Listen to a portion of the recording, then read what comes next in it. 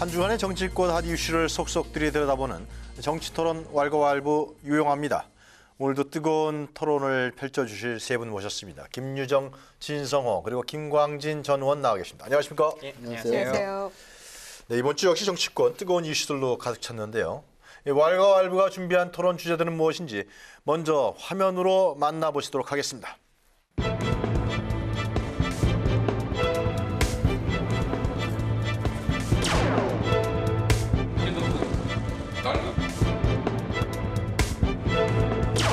개파간 갈등이라 또 개파당 목소리를 통해서 우리 당이 분열하고 또 다시 싸워야 하는 그 구조는 저 직을 걸고 용납하지 않겠습니다.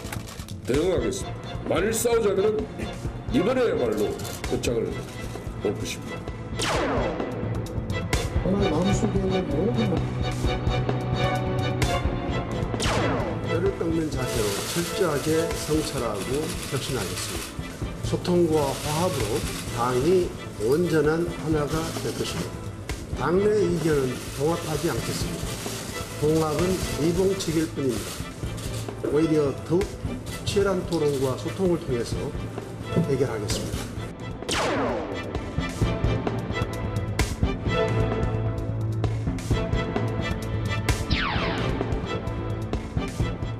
네, 왈가왈부 오늘의 첫 번째 주제는 포스트 6.13 지방선거 위기의 보수야당 돌파구 찾을 수 있을까입니다. 자유한국당과 바른미래당 등 이 보수야당이 이번 지방선거 참패의 후폭풍에서 좀처럼 벗어나지 못하고 있습니다. 한국당은 김성태 대표 권한대행이 내놓은 쇄신안을 놓고서 이 쇄신은커녕 개파 갈등만 불거지고 있고요.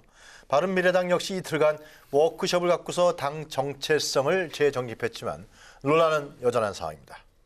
먼저 한국당부터 좀 상황을 볼까요? 예, 김성태 쇄신안 당내 잡은 반말 상당히 그 배경이 우리 진 의원께서 좀 말씀 먼저 해주시죠. 그러니까 이번 지방선거에서 이제 대패하지 않았습니까? 네. 그런데 그 결과로는 홍준표 대표에 대한 그 어떤 탄핵 분위기는 분명히 있습니다만 네. 이 선거 결과에 대한 분석은 제각각인 것 같습니다. 왜 이렇게 됐냐고 제가 판단할 때는 네. 이미 보수 야당은 한 세 차례 정도 큰 패배를 맛봤습니다. 처음이 2016년 총선을 치고 난 뒤에 쇄신하겠다고 그때도 이런 분위기였습니다. 그렇죠. 근데 그때 전당대회 했을 때 뭐 김용태, 정병국 등등해서 젊은 사람들이 남았지만 누굴 뽑았습니까? 친박의 핵심인 이정현 대표를 뽑았습니다. 예. 그때 이미 제가 볼 때 1차적으로 위기에 대한 진단이 잘못됐었고 두 번째가 박근혜 전 대통령이 탄핵이 있었습니다.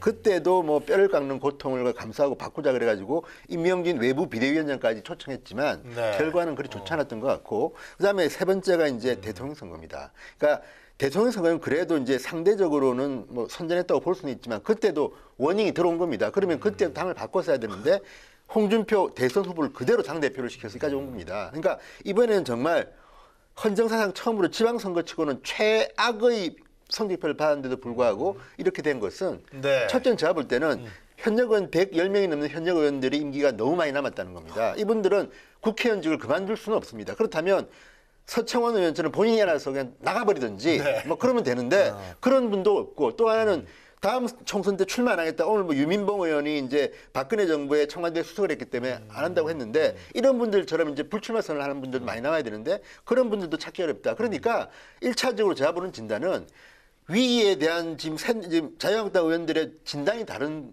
것과 함께 네. 자기를 희생하지 않고 오늘도 보면 김성태 의원에 대해서 이제 서로 싸운 이유가 다시 친박 대 비박의 큰 흐름으로 해서 손가락질 하는 거 아닙니까? 예. 이런 것들을 보면 나는 희생을 하지 않고 나는 쇄신의 대상이 아니고 당신이 잘못했다고 손가락질하기 때문에 제가 볼 때는 이 갈등은 당분간 계속될 것이다. 정말 그래요? 참신한 비대위원장이 오지 않는 한 김성태 의원도 제가 볼 때는 뭐 중앙당이 다 좋은 아닌데 네. 문제는 김성태 의원이 그런 말을 할 자격이 있느냐. 당신도 그동안 지도부였는데 패배에 대해서 책임을 져야 되는 사람 아니냐는 것도 제가 볼 때는 일리가 있지 않습니까? 그러다 보니까 지금 갈등의 골은 당분간은 혼란스럽게 갈 것이다. 네. 그렇기 때문에 가더라도 비대위가 구성된 그 다음부터 어떻게 될지 봐야 되는 건데 어쨌든 앞에 세 차례 정도 실패했기 때문에 이번에 안 하면 네.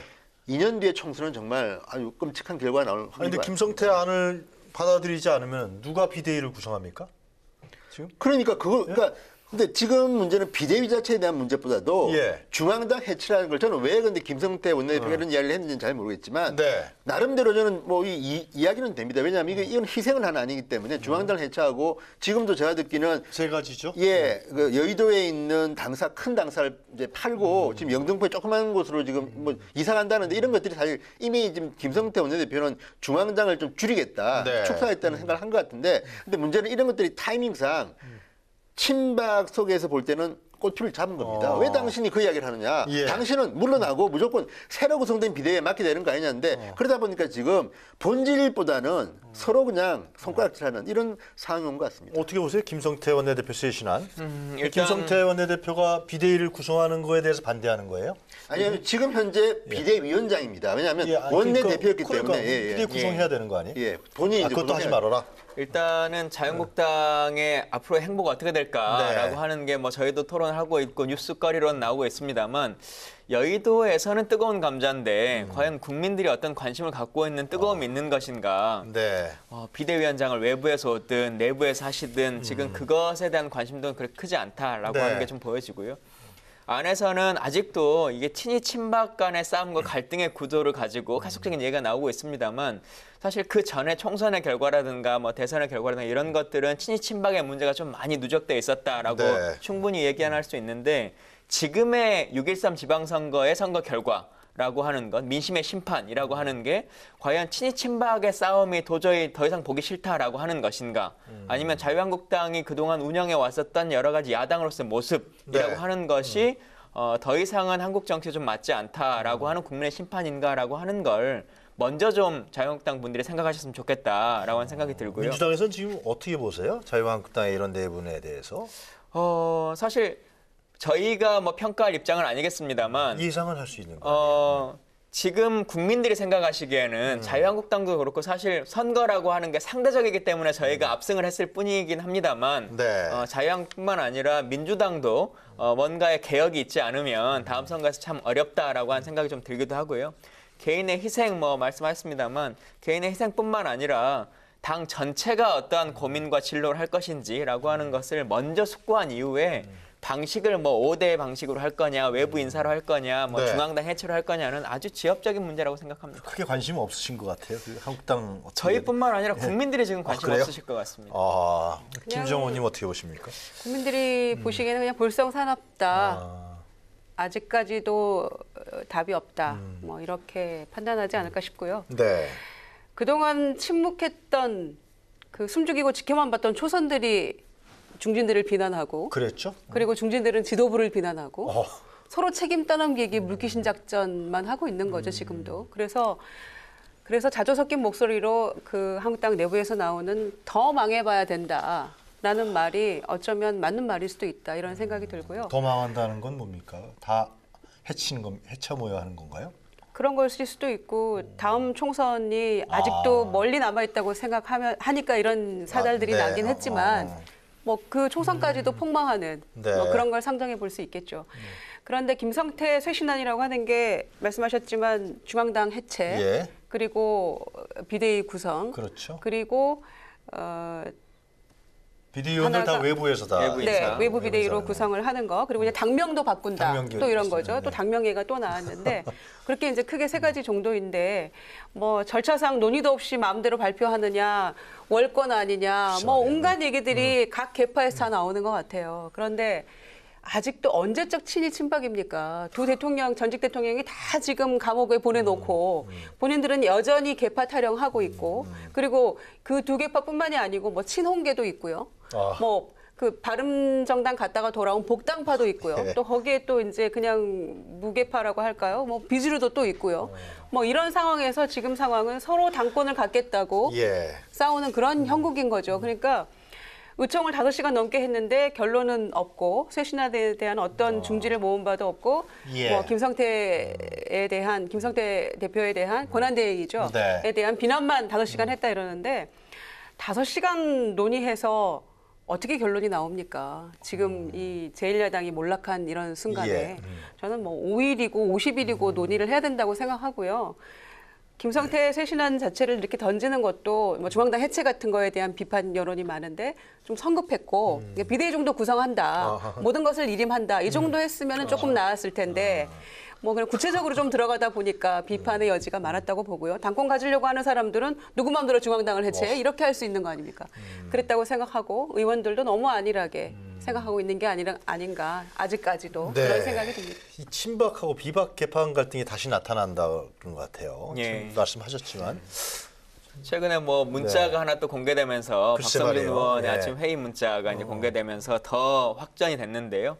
이제 이 문자가 당시 아침 회의 때 작성한 거냐 아니면 뭐 한 이틀 전에 선거 이틀 전쯤에 또 모임을 가지셨다고 하는 얘기가 이제 나오고 있는데 그때 작성된 네. 거냐라고 하는 것 때문에 또 다시 이제 화두가 네. 되고 있습니다. 그러니까 선거의 결과라고 하는 것은 어느 정도 예정되고 있고 예단할 수 있었던 것이기 때문에 이 선거가 지고 나면 이후에 어떻게 할 것인가라고 하는 것을 고민을 선거 이틀 전부터 하고 있었다라고 하는 것이 계속 이제 친박과 친이 분들이 이제 갈등관계가 더 생긴 거죠.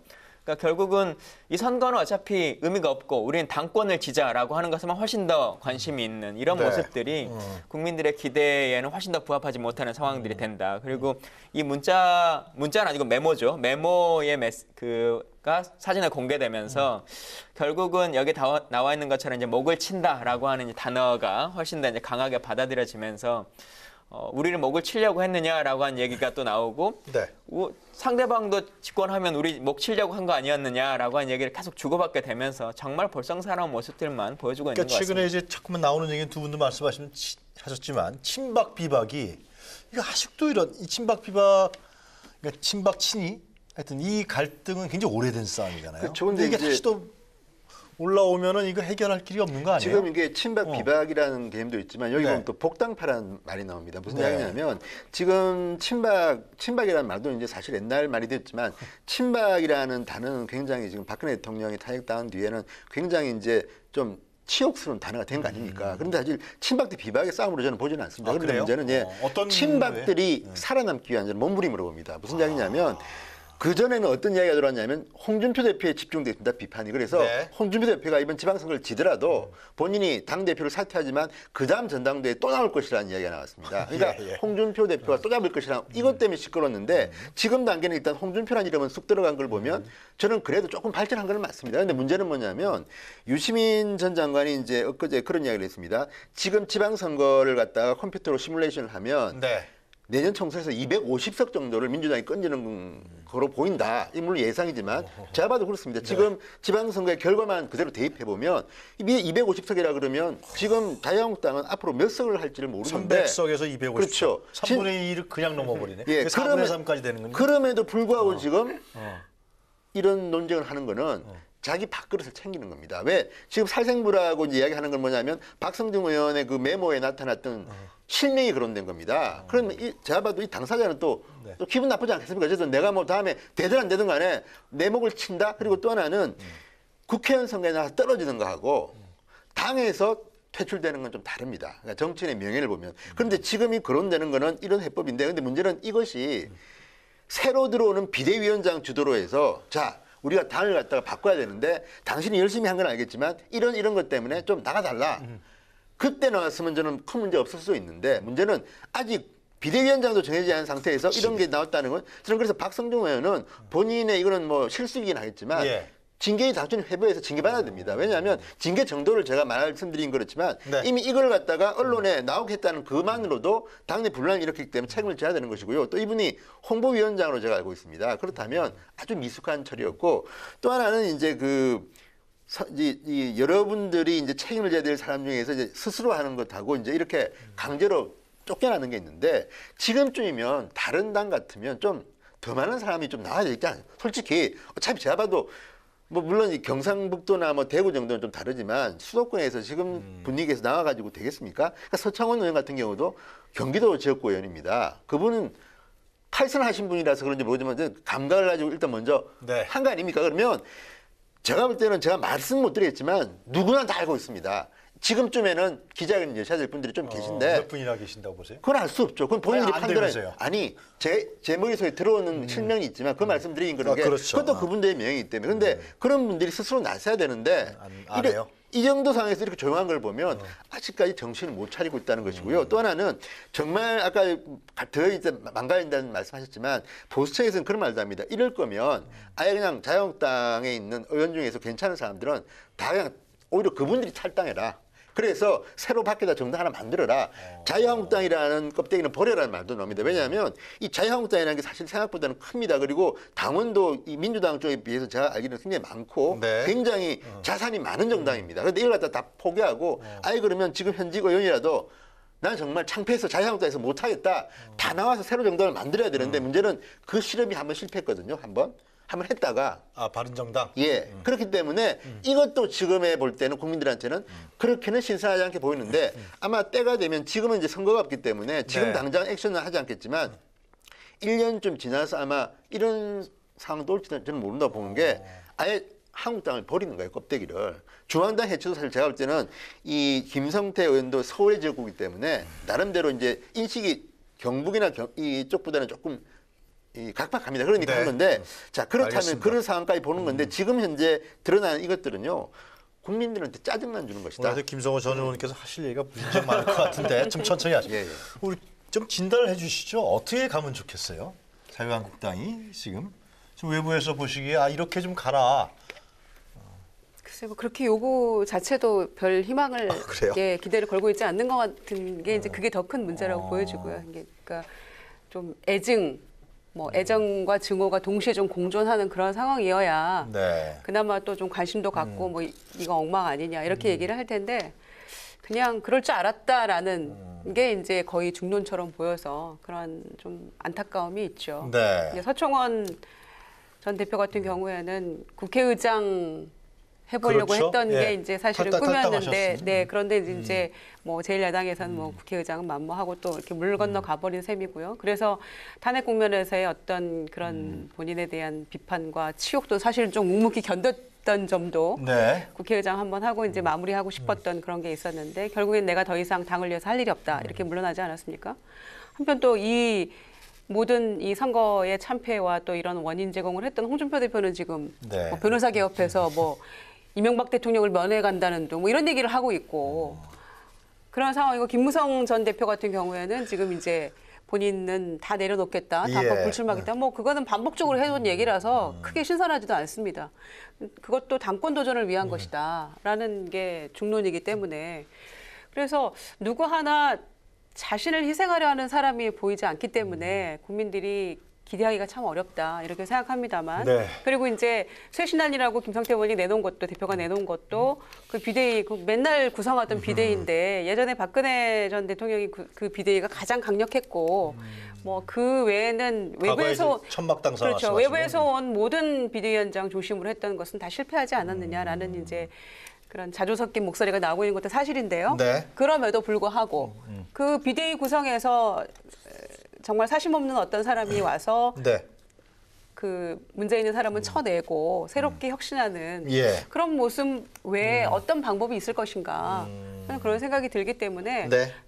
별다른 뾰족한 대안도 없으면서 내부에서 이렇게 이 안에 대해서 비판만 하는 것 그게 더 가망 없어 보이는 자유한국당의 현주소를 보여주는 거다. 희망도 못 보이고 있고 자중질환하고 있다. 그렇죠. 뭐 그런 결론이네요. 네. 지금 중앙당 말씀은. 해체라고 하는 것이 뭐 새로운 화두처럼 이렇게 말씀하셨습니다만 한국 정치에서 뭐 중앙당이 좀 거대하다라고 하는 것은 모든 정당들이 인정하고 있습니다. 근데 그것은 지금의 이 문제를 해결하는 솔루션과는 전혀 다른 것이고 또 중앙당이 문제 제기를 할 때는 공천 자체가 뭐 어떤 중앙당의 입김 때문에 발생했다거나 예. 하는 것이어야 되는데 지금 그러지도 않는 것. 또 천막 당사를 아니면 당사를 좀 줄이겠다라고 하는 것도 예전에 소위 말한 차떼기 문제가 발생됐을 때 돈과 관련한 문제가 있으니까 그때 연수원 뭐 600몇 억을 기부한 거지 않습니까? 네. 근데 지금 이 선거의 패배는 금전적인 문제와 연관되는 것도 아니어서 그 규모를 축소하는 것이 과연 정상한 것인가라고 하는 것도 조금 동의할 수 없을 것 같고. 그런데 문제는 뭐냐면 자유한국당은 지금 그 패배에 대한 반성, 뭐 성찰 이런 의미에서의 축소라고 겉으로는 얘기하고 있지만 네. 줄일 수밖에 없는 거예요 현실적으로. 그러니까 바른정당 탈당해서 나가고 지금 이미 재정적으로 너무 어려운 거죠. 네. 그리고 규모를 줄일 수밖에 없는 그런 상황이기 때문에 줄여야 할 필요성 때문에 그냥 줄여가겠다라는 것이지 그것이 당사도 옮겨가고 하는 게 뭐 임대료가 1억이라는 거 아닙니까? 그게 이제 2천만 원 정도로 줄여서 가겠다는 건데 그런 모든 것들이 피할 수 없는 현실이기 때문에 하는 것이지 그게 이 당의 어떤 이 상황을 국민이 해결하라고 하는 것과는 아무 상관없는 회상의 문제 어떤 제기를 하는 거죠. 방법으로 본인들이 예. 제시하는 게 아니라는 거죠. 그런 네. 점에서 뭔가 다른 정말 처절한 뭔가가 있지 않으면 네. 좀처럼 무릎 꿇는 것만으로 국민들이 납득하기는 어렵다 이렇게 그러니까 생각합니다. 보수 정치 세력이 새롭게 태동한다라는 어떤 국민적 희망 중에 하나라고 저는 생각하는데 그건 상당히 당분간 기대하기 어렵겠군요. 그러니까 이런 겁니다. 지금 좀 김 전 의원 발 말씀하셨는데 지금 진단에 대한 문제인데 자, 지방선거에서 패배한 이유가 당이 뭐 중앙당이 너무 크고 뭐 당사가 너무 호화롭고 이래서냐 물론 네. 그것도 일종의 원오브 댐이겠지만 네. 지금 그건 아니거든요. 자 국민들이 바라는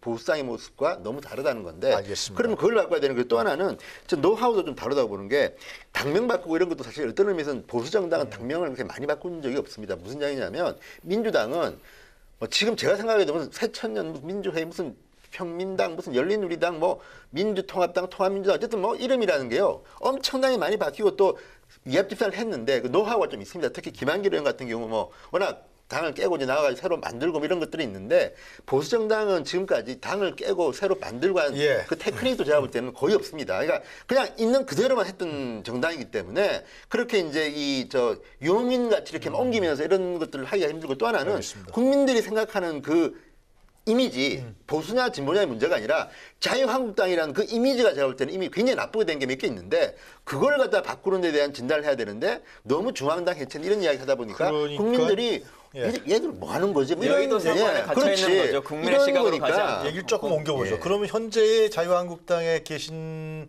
분들로서는 이런 새로운 보수 정치 세력의 태동이라는 것은 참 쉽지가 않다. 자중질환만 일으키고 있다. 새로운 인물이 나타나야 되는 거 아니에요? 그렇죠. 좀 그쪽의 야권의 구여권이죠.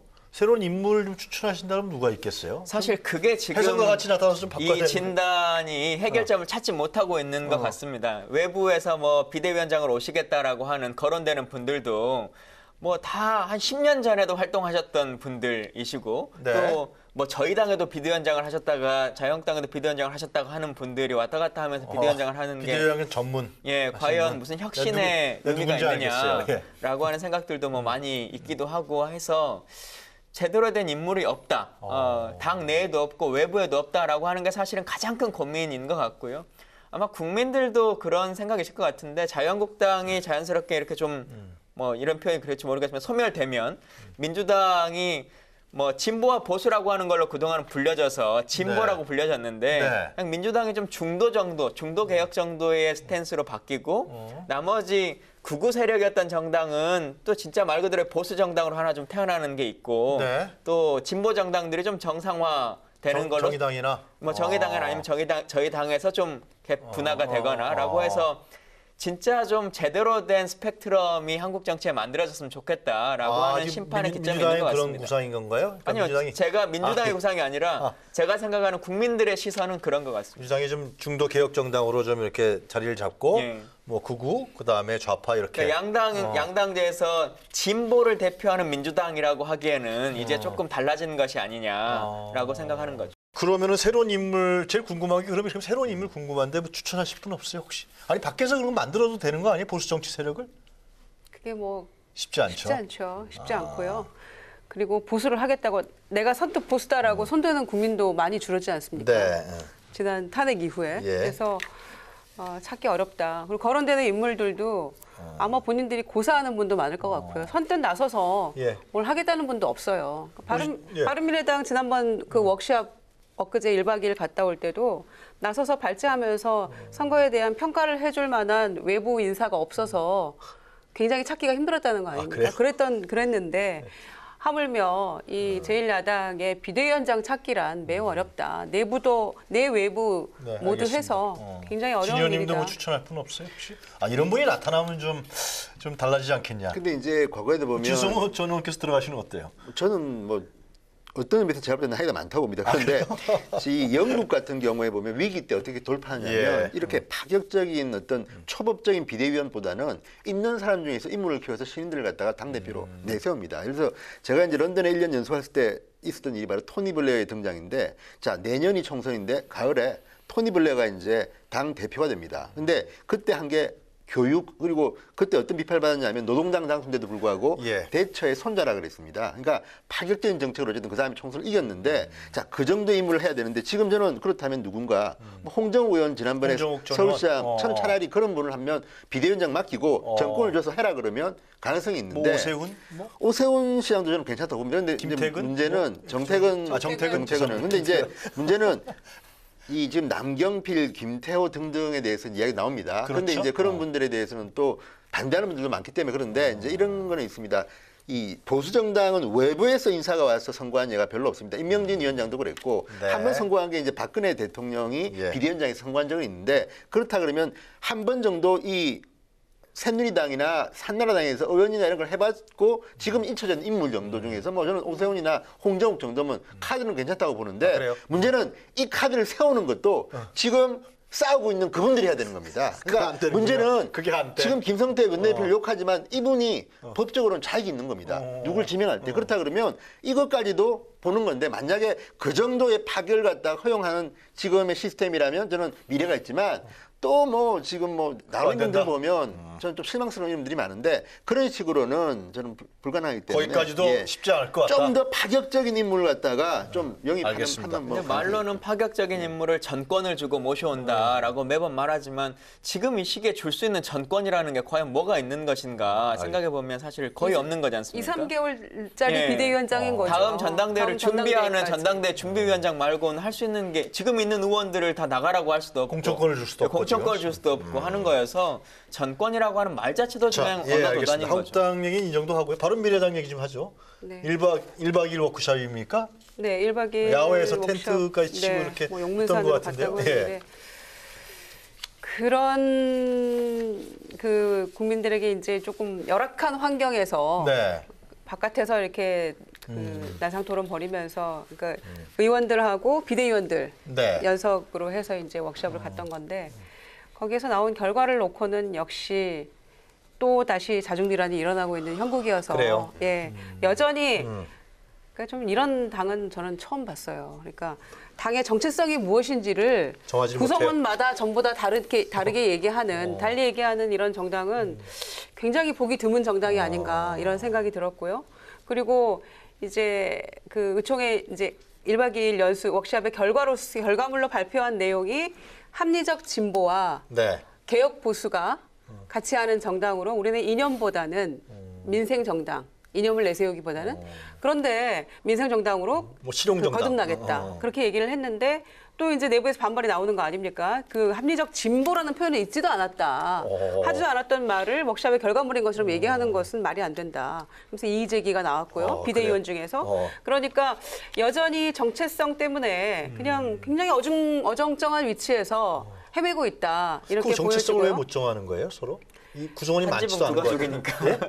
예? 한 지붕 두 가족으로 처음부터 시작했으니 그럴 수밖에 출발부터 없는 뭐 불을 보듯 뻔하는 그런 뻔하다.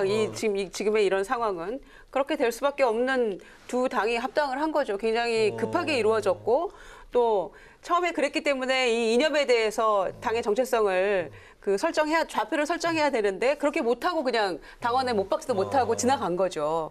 그랬던 건데 여전히 이제 선거를 완전히 뭐 예. 한석도 건지지 못하는 네. 이런 영패 상황에서 그 안철수 전 대표도 없고 유승민 대표도 오지 않는 그런 상황에서 이제 나머지 의원과 비대위원들이 토론을 열심히 했으나 네. 결과는 여전히 우리의 정체성 우리도 모르겠다. 정당 이데올로기가 없는 라고 거네. 예. 고백하는 것밖에 더 되겠습니까? 예. 그러니까 거의 뭐 정당의- 구락부수 정도 수준. 정당의 당원 당규라는 거 당원에는 그 당이 그 지향하는 가치, 그렇죠. 이념 못 박아야 되는 것이고 거기에 우리 당은 이런 경제는 이렇게 정치에서 이념은 이렇게 가야 되는 거 그렇죠. 아닙니까? 그렇죠. 헌법처럼 그렇죠. 국가가 이 존립하기 위한. 그런데 그거를 우리는 지향하지 않고 우리는 그냥 이념 정당을 탈피해서 민생 정당으로 간다. 그리고 개개의 현안에 대해서 각각 그때마다 뭐 얘기하는 방법도 있다. 그러니까 내부에서 이 분란이 더 커지는 거죠. 그래서 네. 아직도 그 바른미래당도 갈 길이 멀다 이런 생각이 들고요. 안철수 전 대표의 거취 이런 부분들과 맞물려서 바른미래당의 운명이 좀 그 판단해봐야 되지 않나 이런 생각이 드네요. 참 이해가 안. 예, 정당 저희- 이데올로기가 없는 정당은 존재하지 못하거든요. 저희 방송 첫 시작할 때 김동철 대표가 최고위원회의에서 발언하셨던 영상이 나왔지 않습니까? 그때 뭐라고 하셨냐면 당내에서 논쟁이 있는 것에 대해서는 봉합하지 않고 가겠다. 끝까지 토론해서 결론을 냈겠다라고 하는 것을 저희 코멘트로 지금 화면에 나왔었는데 네. 대표적으로 진보와 보수를 다 하겠다라고 하는 게 대표적인 봉합이지 않습니까? 논쟁하지 않고 그냥 넘어가겠다라고 하는 것을 워크숍의 결과로 발표하시고 나서는 다음날 최고위원회에서 봉합이 없다 이렇게 얘기하는 것이 과연 국민들이 어떻게 받아들여야 될까라고 좀 의아스럽고 여기도 국민들이 요구하는 원인과 문제 진단이 좀 잘못되신 것 같은데 지금 국민들은 야당이 요구하는 게 당내 갈등이나 이런 것의 문제가 아니라 국회에서 제대로 된 일을 좀 하라라고 하는 거지 않습니까? 네. 근데 지금 국회의장도 없는 상태의 국회를 지금 이대로 두고 있고 뭐 각 상임위원회도 결정하지 못하고 있고 네. 그리고 6월 30일까지 개헌안 마련할 테니 시간 달라라고 했던 약속들을 계속 해온 거지 않습니까? 근데 6월 30일까지 이제 열흘도 안 남은 상태인데 과연 야당은 그 논의를 하고 있는 것인지 뭐 공수처도 그렇고 네. 국민에게 선거 때문에 못하고 있었던 여러 가지 그 약속들을 국회 안에서 하셔야지 네. 무슨 야영장 가서 힘들게 하는 모습이 국민들에게 감동이 있는 것은 아니죠. 그럼 진영님 바른미래당은 이제 미래가 안 보이는 내부 거예요? 수습을 해야죠. 너무 지금 너무 좋게 보시고 근데 제가 볼 때는 지금 오히려 바른미래당이야말로 이번 지방선거에서 가장 큰 피해자라고 미래가 봅니다. 없어요? 왜냐하면 미래가 있을 수도 있죠. 근데 그런 네. 뜻이 아니라 가장 처참한 성적표를 받은 겁니다. 일단 안철수라는 최고의 카드가 3등을 하지 않았습니까? 예. 광역단체장, 기초단체장 제로입니다. 민평당은 그래도 그 호남 지역의 기초단체장 한 5석 정도. 그런데 어쨌든 바른미래당이야말로 이번 지방선거에서는 좀 최고의 패배자인데 이런 이야기가 나오고 또 하나는 뭐 최근에 그런 이준석 위원장이 한 말처럼 아예 유승민이면 유승민, 안철수면 안철수 한 명이 더 강해져야 됩니다. 1대1 붙으면요. 저는 이 당에는 미래가 없다고 봅니다. 그러니까 한 명이 확실하게 장악을 하면 한쪽으로 가면 되는데 지금처럼 똑같다. 얼마 전에도 뭐 공천을 놓고 얼마나 많이 싸웠습니까? 결론도 뭐 허접이 됐는데 그런 것들을 보면 지금 이 당은 질서를 잡기 위해서는 한쪽이 더 강해져야 됩니다. 그러니까 과거 국민의당이나 과거 바른정당 중에서 한쪽이 파워를 잡아야지 지금처럼 어정쩡하게 동거를 하게 되면 저는 계속해서 이렇게 될 것 같고 또 하나는 이 당의 가장 강점은 제가 볼 때는 미래 지도자 2명을 갖고 있습니다. 엄청난 스피커 유승민과 안철수 이 2명이 이 당의 최고의 자산인데 지금 안철수 전 의원은 좀 애매하게 됐습니다. 왜냐하면 미국에 딸 졸업식 갔다 온 것 때문에 지금 당내에서 지금 비판받고 있습니다. 그렇다면 안철수나 유승민 둘 다 지금 흔들리기 때문에 이런 리더십 가지고는 힘들기 때문에 바른미래당은 오히려 저는 자유한국당보다도 더 힘들 건데 이렇게 하는 걸 보면 조금 안타까운 생각이 좀 듭니다. 그 안철수 전 대표의 정계 은퇴는 얘기가 그냥 많이 나와요, 그죠? 네. 측근 중에서도 정계 은퇴해야 된다, 아니다, 뭐 이렇게 나뉘는 것 같고요. 그러나 이제 주변에서 아무리 얘기를 해도 정치인의 결정은 다 본인의 이 정치적 결단이 그렇죠. 뭐 최종 결론을 내게 되는 것인데 은퇴 선언을 했다가도 다 복귀하고 뭐 그런 일이 워낙 비일비재하기 때문에 차라리 그냥 지금은 뭐 이 신중 모드로 가는 게 더 맞다고 판단하는 건지 모르겠습니다. 아직은 거취에 대해서 얘기는 없죠. 그런데 미국에서 귀국하셨죠? 네. 그래서 새벽에 뭐 귀국을 했다고 하는데 측근들도 모르게 그리고 외국 항공을 이용했다고 하고요. 그런데 그래서 이제 특별히 돌아와서도 이제 그동안에 그 딸 졸업식에 간 것 때문에 내부에서 뭐 비판도 많았고 떨어진 불쌍한 후보들 다독거리고 해야지 어디를 가시느냐 뭐 이러면서 어떤 게 맞는 거예요? 졸업식 갔던 게 맞아요? 안 가는 게 맞아요? 가지 말았어야 되는 거예요? 아니, 저는 다녀와야 된다고 생각합니다. 아, 그래요? 네. 하나밖에 없는 딸이고.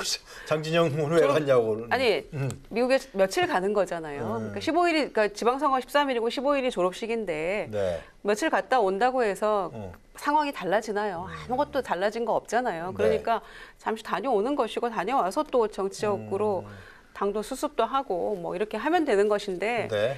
미운가 봐요, 너무, 굉장히. 그러니까 미운가 봐. 그러니까 너무 이 선거를 처참하게 지다 보니까 다들 그 패배의식에 사로잡혀서 너무 신경이 다 날카로워진 게 아닌가. 그래도 하나밖에 없는 딸의 졸업식은 저는 갔다 오는 게 마땅하다 이렇게 생각하고요. 네. 다만 오늘 가장 뭐 최근에 나온 이야기로는 한 6개월에서 1년 정도 외국에 가서 좀 생각하고 좀 정리하고 좀 쉬겠다. 마음을 뭐 이렇게 그런 얘기가 나오고 있는 거 보니까 그게 맞다 저도 이렇게 생각을 하는데 그게 대선 때 대선 직후에 대선에서 패배한 이후에 그랬어야 맞다. 그랬어야 되는데. 저는 그렇게 생각합니다.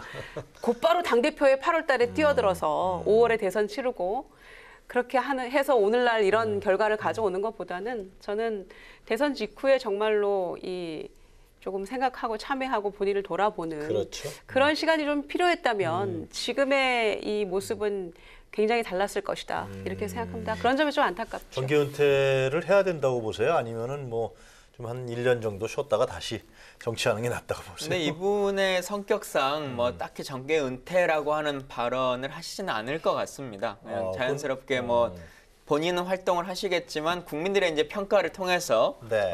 이후의 거취가 이제 결정되실 것 같은데요.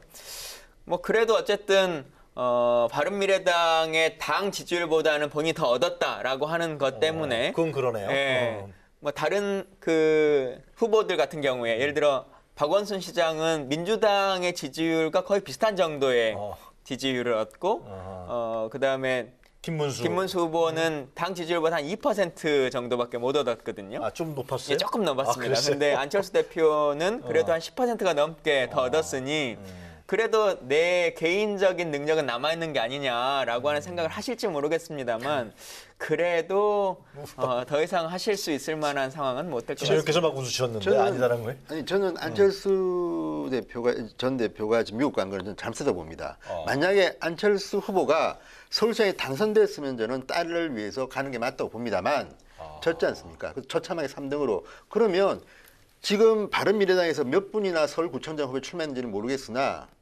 다 떨어진 거 아닙니까? 어쨌든 간에. 그러면 서울시장 후보로 나온 사람은 그 서울시장의 구청장 후보 또는 시의원, 구의원 후보하고 같이 뛰었던 거 아닙니까? 그러면 떨어졌으면 가면 안 됩니다.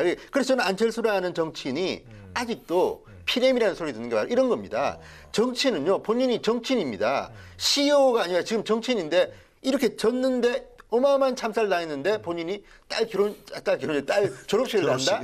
그게요. 일반 서민들이 또는 일반 정치인들이 볼 때는 좀 너무하다는 생각이 들 겁니다. 왜냐하면 딸 졸업식 물론 가야 되지만 아버지로서는 네. 정치는 더 큰 걸 위해서 좀 버릴 줄 알아야 되는데 아니 왜 안철수라는 정치인 욕을 먹냐면 지난 대통령 선거 때 기억하십니까? 이번 말고 지지난 대통령 선거 때 미국 가지 않았습니까? 그때도. 저는요 이런 행동들이 양보하고요. 그때. 이런 행동들이 투표하자마자 투표를 이제 갔잖아요. 가셨죠. 미국. 이런 투표하고 행동들이 안 갔나요? 일반 정치인을 갖다 오래 했던 사람 물론 이 정치인이 뭐 과거에 뭐 구태 정치인이라고 욕할지도 모르지만 정치하는 분들은 그런 것들에 대해서 굉장히 민감합니다. 아니 선거가 끝나자마자 아무리 예약됐다고 하지만 네. 미국을 갔다 떨어졌는데 그러니까 이런 것들이야말로 저는 안철수라는 정치인이 비판을 받는 것이고 그럼에도 불구하고 저는 안철수라는 정치인은 네임밸류가 있기 때문에 네. 2년쯤 지나서 다시 등장한다 그러면 예.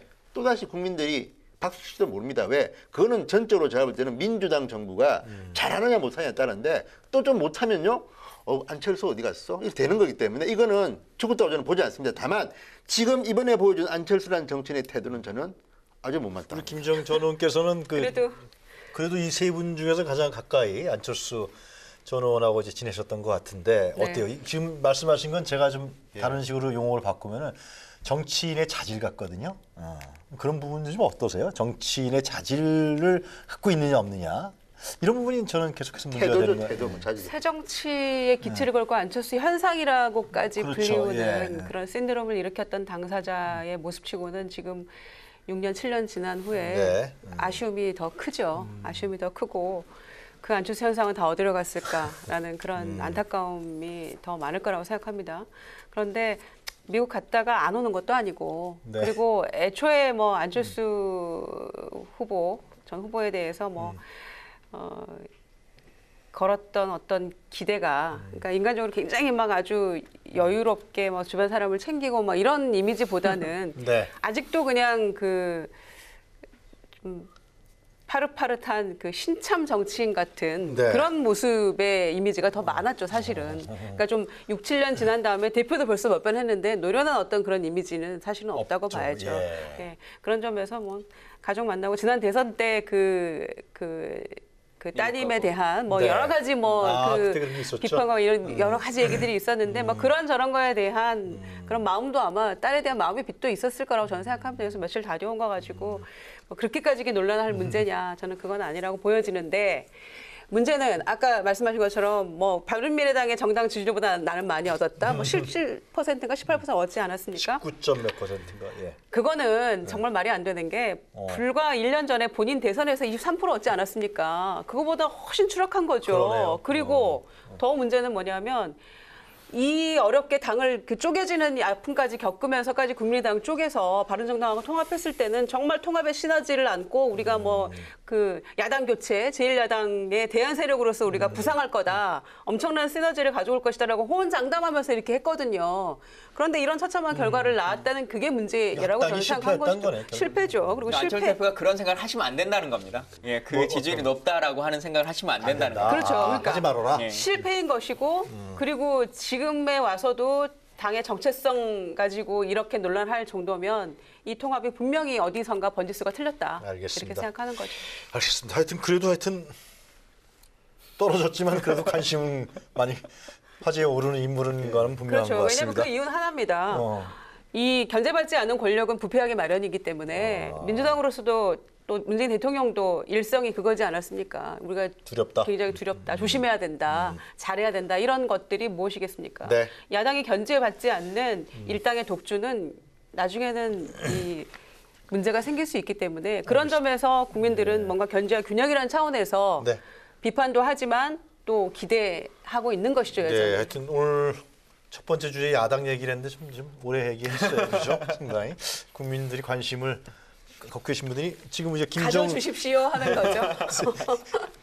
하여튼 네. 잘 알겠고요. 이 정도 얘기를 정리하고요. 두 번째 주제로 넘어가도록 하죠. 자, 두 번째 주제 화면으로 먼저 만나보시도록 하겠습니다.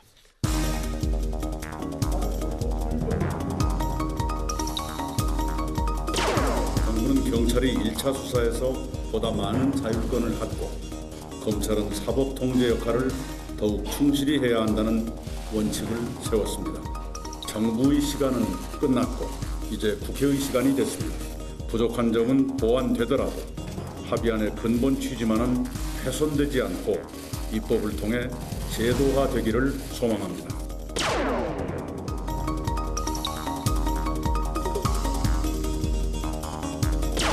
국회 사개특위로 합의안이 전달된 만큼 국회는 격이 없는 토론으로 대정적 차원에서 보완할 것은 보완해 입법에 박차를 가해 주시기 바랍니다.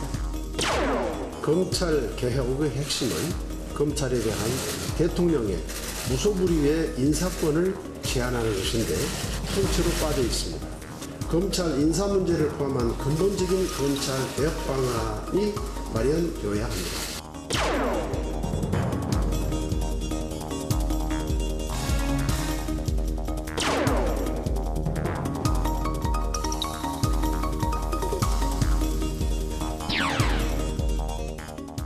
네, 왈가왈부 두 번째 주제는 문재인 정부 검경 수사권 조정안 발표. 과연 국회 문턱을 넘을 것인가입니다. 정부가 어제 검경 수사권 조정 합의문을 발표했죠. 이낙연 총리 또 조국 수석도 참석했고요. 민정수석, 그다음에 법무부 이제 장관, 안행부 장관. 그렇게 해서 이제 모양새 굉장히 좋았어요, 그죠? 보기가 상당히.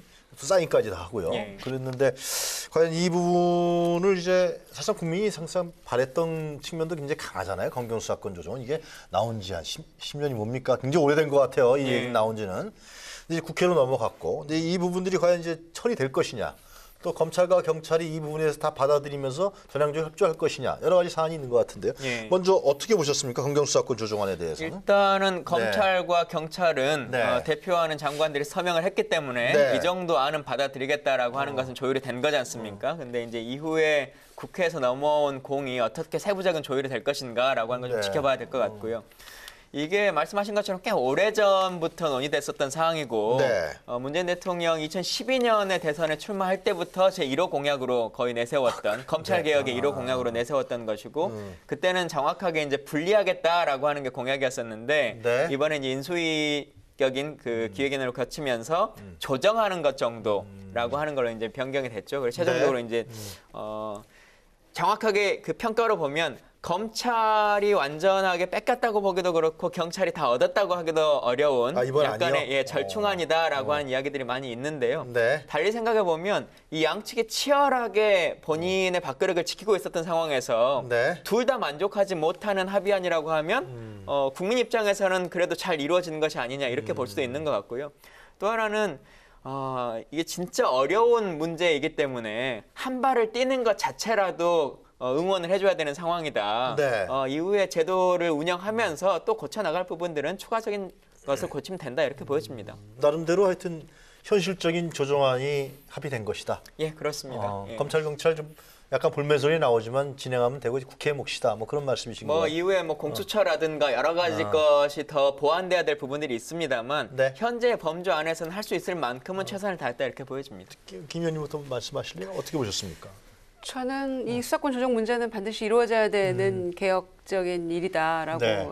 예전에 제가 행안위 할 때도 그렇게 생각했었고 또 대다수의 그 대선 후보들도 아마 공약 사항으로 들어가 있었던 걸로 기억을 하고 있는데요. 자유한국당은 예외입니다만 그런데 중요한 거는 이제 그 내용을 보면 네. 이 목표가 뭡니까? 이제 검찰의 권력을 분산시키는 거잖아요. 수사권 남용이나 이렇게 여러 가지 폐해가 많았기 때문에 좀 분산시켜 주자라는 것인데 일단 검찰이 그 검찰의 지위를 받지 않는다는 것, 그다음에 1차 수사권과 종결권을 갖는다는 것. 네. 검찰이 문제 삼고 있는 게 이제 종결권 주는 경찰에 이 종결권을 준다는 거에 문제 제기를 하고 있는데 그래서 저는 어찌됐거나 이 수사권을 좀 이 견제와 균형이라는 측면에서 일괄적으로 이 검찰이 가지고 있으면서 그동안 무수히 이 검찰 권력의 그 횡포라고 해야 될까요? 그렇죠. 그런 것들을 겪어왔었기 때문에 거기에 대해서는 뭐 양쪽 다 볼멘 소리를 한다고 합니다만 그거는 괜한 소리라고 생각하고요. 그냥 언론에 얘기하는 거예요, 양쪽 예. 다.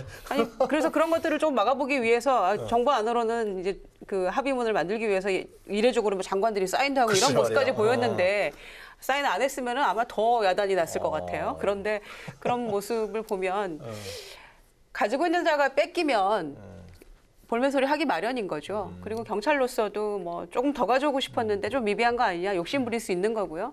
그러나 출발은 저는 괜찮았다 이렇게 평가하고 이제 공이 국회로 넘어갔으니 국회 네. 안에서 해야 될 일이 더 첩첩산중인 거죠. 네.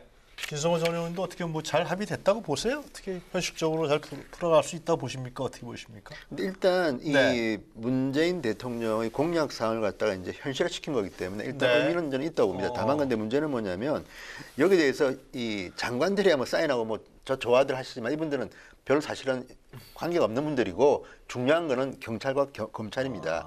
문무일 검찰총장은 언론 보도만 보면 상당히 지금 불쾌한 거로 보이고요. 또 경찰들도 일부 이제 더 많은 걸 갖다 기대했던 경찰들은 네. 자 힘든 일만 우리한테 다 맡기고 실질적인 안건은 여전히 검찰이 갖고 있다. 왜? 그런데 이건 할 수 없는 게 헌법을 바꾸지 않는 한은 글쎄 말이에요. 기소권이나 영장을 치는 거는요 검찰이 할 수 있습니다. 그러니까 겉으로는 자 경찰한테 수사지휘권도 폐지하고 자 수사권 다 준다고 하지만 마음에 안 들면 경찰이 수사에 갖고 온 거 영장 안 치고 기소 안 하면 경찰이 뭐가 되겠습니까? 게다가 또 하나 이제 검찰에서 나온 이야기 이겁니다. 자 이렇게 하면 모든 수사를 갖다 경찰에다 맡겨놓으면 만약에 부패한 경찰이 나타난다면 좀 문제가 있을 수 있다는 이야기를 하는데 이거는 네. 결국은 대한민국 경찰과 검찰의 수준이라고 보고요. 저는 대한민국 경찰이 과거에 비해서는 상당히 저는 발전했다고 봅니다. 그러니까 네. 저는 수사권을 이 정도 맡겨도 한번 해볼 만하다. 그리고 이거는 법제화하는 과정에서 저는 일선 경찰이나 검찰의 말들을 많이 들어가지고 좀 해라. 왜냐하면 영원히 만약에 경찰을 못 믿고 과거처럼 검찰한테만 권력을 주게 되면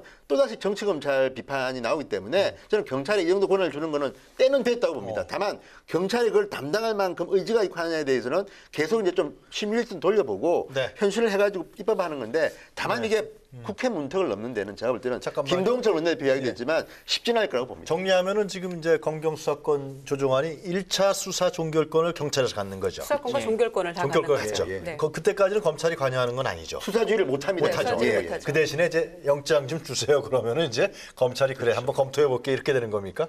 그렇죠. 그대로 그러니까 근데 문제는 정말 제대로 수사하려면 영장을 쳐야 되지 않습니까? 그러면 구속시켜야 되는데 그거는 네. 여전히 검찰이 갖고 있기 때문에 말은 이렇게 돼 있지만 만약에 검찰이 조정하고 싶으면 네. 지금도 경찰이 마음에 안 들면 뒤에서 영장이라든지 기소권을 가지고 해서 어쨌든 간에 컨트롤할 수 있는 방법은 있을 것이라는 생각이 좀 듭니다. 그럼에도 불구하고 하여튼 권한은 좀 나눴다. 상당히 경찰이 권한이 커진 거기 때문에 이 정도만 해도 제가 볼 때는 발전은 발전이죠. 지금. 그럼 이제 현실적인 운영의 문제로 들어가겠네요. 그런 제가 느낌이 드는 것 같은데. 그러니까 가장 중요한 거는 종결권이라고 하는 것에서 어느 정도까지 받아들일 것이냐라고 생각하시면 될 것 같은데, 물론 이제 경찰 입장에서는 영장 없이 수사할 수 있는 사건이라고 하는 것의 종결은 해봐야 일반적인 형사 사건들이나 민사 사건 정도의 범주 아닌 일 뿐인데 그런 일들만 우리에게 맡기는 거냐라고 말씀을 하실 수도 있겠습니다만, 그런 것들의 업무 역량이 조금 더 강화되고 나서 네. 이후의 상황들도 좀 바꿔보자라고 하는 것도 할 수 있는 것이고요.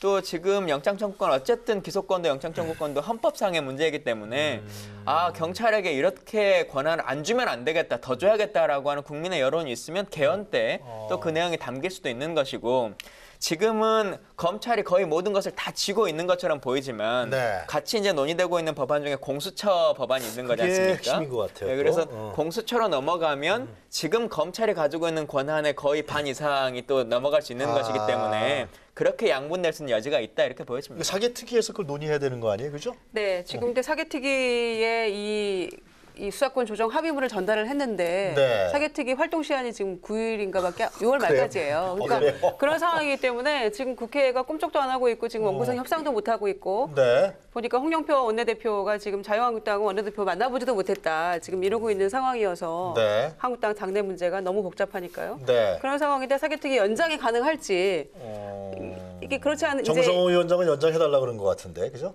바른미래당도 뭐 연장해서 수사권 조정 이 부분 논의해야 된다, 이렇게 얘기를 하고 있는 거죠. 네. 그러니까 다른 야당은 다 이 부분에서 동의를 하고 있는 것 같은데 자유한국당만 지금 뭐 내부 사정 때문에 국회를 들여다볼 여력이 없는 그런 의장이 상황인 거죠. 뽑혀야 연장안을 상정을 하기 그렇죠. 때문에 의장이 지금 원구성이 없는 아니라 거죠. 후반기 원구성이 그러니까 안 이게 되기 때문에. 악순환이에요 지금. 예. 그리고 법사위에서 이걸 또 논의를 해야 되거든요. 사개특위가 활동이 시한이 종료되면. 근데 법사위는 구성도 안 됐잖아요. 그러니까 이 원구성과 이게 다 맞물려 있는 상황이라서 간단치는 그 않다. 원구성은 언제쯤 돼요? 그러니까 지금 각 야당은 지금 다 내부 수리 중입니다. 지금 지금보다. 아니, 내부 수리 하더라도 국민의 국회인데. 그럼 그렇죠. 그렇게 그러니까 해야 될 거 지금 아니에요. 국회의장도 뽑아야 되고 그렇죠. 부장도 예. 뽑아야 되고 또 이제 각 상임위의 위원장도 뽑아야 되고 원구성, 그리고 의원들은 지금 다 마음이 콩팥에 있습니다. 나 저 상임위 가고 싶어. 지금 로비하고 있다는데 이게 구성이 돼야지 이제 이게 시작하는 건데 지금 단계는 일단 정부가 정부안을 발표한 거기 때문에 일단 이슈는 된 거고 이걸 국회가 어떻게 컨트롤할지 모르지만 어차피 9월 돼야 되지 않겠습니까? 어차피 이게 그럼 새로운 국회의장 9월 돼야 뽑힙니까? 그건 아니지만 모든 당의 전당대회가 맞물려 있어서 그래서 쉽지 않습니다. 이게 그러니까 지금 이걸 논의할 만한 9월 돼야 될 그러면 거예요. 9월 말 정도에 국정감사인데 이 상임위를 받은 지 한 달도 채 안 된 상태에서 다 국정감사를 또 해야 되는 이런 상황이거든요. 그러니까 국회가 7, 국회가 8월에도 세비는 다 나가지 않습니까? 나가죠. 정상적인 나가죠. 견제 장치가 되느냐라고 하는 게 좀 의문인 거죠. 알겠습니다. 근데 좀 빨리 해서 좀 원구성해서 뭐 최소한 8월 초부터는 좀 국회가 돌아가야 되지 않나 그런 생각이 드는데. 그게 정상인 거죠. 근데 예. 일반적으로 관행상 되게 그렇지만 8월 달은 국회의원들이 일을 잘 안 했던 것 같고 특히 올해는 더 그렇습니다. 전당대회가 나 있기 때문에. 알겠습니다. 이 조정안에 대해서 여야의 입장이 다 다르고 당마다 입장이 있겠습니다만 중요한 거는 지금 이제 검찰 출신 의원의 비율이 얼마나 되는지 좀 확인해 봐야 할 필요가 있는 것 같고요. 물론 경찰 출신도 있습니다만은 15분이랍니다. 15명. 정부안이 가서 이대로 아마 그 국회에서 통과되기는 매우 어려울 것이다. 정말 온갖 이 입법 과정에서 예. 적극적으로 이 의견을 개진하겠다라는 게 문무일 검찰총장의 일성인데 그거는 이제 의원들 설득도 하겠습니다만은 검찰 출신의 의원들을 통해서 네. 아마 굉장히 강력하게 이제 그런 것들을 조금 경찰 얘기를 할 출신 겁니다. 의원은? 경찰이 3분. 그러니까 경찰- 법조인이 전체로 해서 변호사 자격증 있는 분이 46분인데 네. 그중에 검찰 출신이 15분, 경찰 출신이 3분 이렇답니다. 그래요? 근데 뭐 경찰 출신보다도 제가 볼 때는 알겠습니다. 검찰파 대 반검찰파의 그렇죠. 싸움이지 네. 경찰파는 그렇게 많지 않습니다. 경찰파는 애초에 별로 세력화가 되어 있지 않아서 하여튼 좀 결론으로 가니까 좀 답답해지네요. 검경수사권 조정 잘했다고 생각했는데. 그래도 이참에 물꼬를 트지 않으면 그렇죠. 정말 이거 굉장히 좋은 기회로 삼아서 네. 제대로 해야 됩니다. 물론 경찰이 신뢰 회복도 우선이 전제가 돼야 되겠습니다만 반드시 이번에 이 수사권은 반드시 조정돼야 된다. 하여튼 야당이 좀 내부 조정을 좀 하여튼 가락에도 좀 잡아서 빨리 국회가 열려줬으면 좋겠다는 생각이 드네요. 자, 이제 저희들 두 가지 주제 오늘 다 정리했고요. 세 분이 정해 주신 그 사진 한 컷 그 순서로 돌아가도록 하겠습니다. 먼저 김광진 전 의원 사진 한 컷부터 오늘은 보도록 하겠습니다. 예, 여의도 뉴스랑은 조금 다른 그 사진인데요. 예. 네, 미륵사지 석탑입니다. 뭐 여러분들 이름은 다 들어보실 텐데 원래 저 탑이 두 개거든요. 동탑이 있고 서탑이 있는데 동탑 자체는 완전히 소멸돼서 없어지고 저렇게 있는 건 서탑입니다. 그런데 일제강점기에 네. 저걸 좀 보수해야겠다라고 하면서 당시에는 이게 신공법이라 그래서 콘크리트를 다 발라버렸어요. 네. 근데 콘크리트가 이 화강암을 백화시키고 풍화시키는 작용을 해가지고 지금은 거의 뭐 형체를 볼 수 없을 정도로 지금 네. 안 좋아졌는데 그래서 1998년부터 무려 20년간에 걸쳐서 지금 보수 공사를 한 거거든요. 네. 단일 문화재로서는 가장 오랜 기간 260억 정도 예산을 들여서 이제 보수 공사를 한 건데요. 진짜 복원이라고 하는 것도 좀 제대로 해야 된다라고 하는 것을 보여주기도 하고 이 긴 기간 동안 하면서 문화재 보수와 관련한 특허만 5건을 냈다고 해요. 근데 이 예를 드는 게 왜 그러냐면 동탑도 우리가 한번 복원해보자라고 하는 것을 해서 했었는데 단기간에 짧게 졸속 복원을 하면서 실제로 관련 부자는 5%밖에 쓰지도 못했고 만든 지 복원한 지 2년 만에 내부 그가 또 부실되는 이런 문제가 있었다고 하거든요. 그런데 앞으로는 문화재 복원이나 이런 것들도 지금 긴 시간을 갖고 제대로 좀 했으면 좋겠다. 그리고 그런 선례를 잘 남겨줘서 참 고맙다는 생각이 듭니다. 네, 잘 알겠습니다.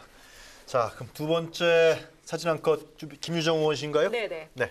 진성원 전 진성원이- 의원이 먼저 네. 하신답니다. 저게 어제 조선중앙TV가 방영한 겁니다. 그러니까 김정은 위원장이 베이징을 방문했을 때 이제 영상을 보여주면서 네. 이설주 여사하고 이렇게 팔짱 끼고 내려오는 걸 갖다 보였는데, 자, 저게 1박 2일로 김정은 위원장이 중국을 최근에 한 3번째 방문한 건데 저걸 우리가 네. 주심해서 볼 필요가 있는 게 이번에 갈 때는 자, VIP 차량 2대, 뭐 미니버스 10대, 일반 차량 10대 어마어마하게 많이 갔다고 합니다. 네. 그리고 여기에는 경제 관료들도 갔다고 합니다. 뭐겠습니까?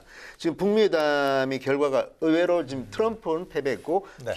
김정은이가 승리했다는 보도가 많이 나오고 있는데다가 중국의 시진핑은 비행기 2번 빌려주고 어쨌든 간에 어마어마한 이익을 획득한 거 아닙니까? 그러니까 아마 제가 볼 때는 저 김정은 위원장은 저기 간 이유가 이제 뭐 달라고 왔을 겁니다. 자, 내가 이렇게 많이 했으니까 시진핑 주석 내놓으시오. 경제적 보상 내놓으시오. 그러니까 저런 것들을 보면 지금 김정은 위원장의 이 외교가 저는 접근이 상당히 성공했다는 걸 보고요. 네. 또 하나는 중국이라는 나라가 어쨌든 미국과 함께 이제 G2로서 어떤 패권을 갖다 잡겠다는 거 아닙니까? 그렇다면 우리나라도 이제는 트럼프만 바라보지 말고 네. 시진핑과 푸틴까지도 바라봐야, 물론 이제 대통령이 이제 푸틴 대통령 만나러 갔지만 네, 지금 이제는 정상회담하고 잘해야 있어요. 됩니다. 왜냐하면 지금 동북아 정세가 바뀌고 있고 트럼프 대통령은 스타일이 동맹이기도 하지만 이익에 관한 거라면 경제적 이익을 위해서라면 배신할 수 있다는 걸 이번에 보여줬기 때문에 저는 저 김정은 위원장의 저 사진을 보면 네. 정말 북한과 중국은 갑자기 가까워지고 있다. 장성택 처형이 어쨌든 간에 사이가 나빴는데 지금 하는 걸 보면 우리가 이 중국과의 관계를 잘하지 않으면 앞으로 예. 힘들어질 수 있다. 저 사진은 북한에서 저렇게 대대적으로 보도를 하는 걸 보면 우리 입장에서는 반대로 조심해야 될 게 많다는 걸 갖다가 하는 거기 때문에 어쨌든 이 외교가 점점 더 중요해진다는 생각이 듭니다. 그러네요. 저 사진을 갖고 오셔서 대부분 이설주 여사가 한 발 뒤에서 이렇게 떨어져서 걷는 사진들만 나오잖아요. 근데 이제는 같이 팔짱 끼고 뭐 보통 국가의 모습을 보인다라고 하는 말씀 하실 줄 알았는데 좀 다른 이야기긴 했네요. 대신 해주셨네요. 예. 알겠습니다. 근데 저 사진만 봤을 때는 상당히 리서주 여사가 부각되는 그런 식으로 언론에서 예. 많이 다뤘던 걸로 제가 기억합니다.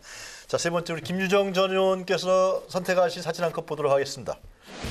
네, 오늘 남북 적시자 회담이 있었죠. 8.15 예. 이산 상봉 등 이제 4.27 판문점 선언의 후속 조치 논의하기 맞습니다. 위해서 금강산 네. 호텔에서 있었는데요. 네.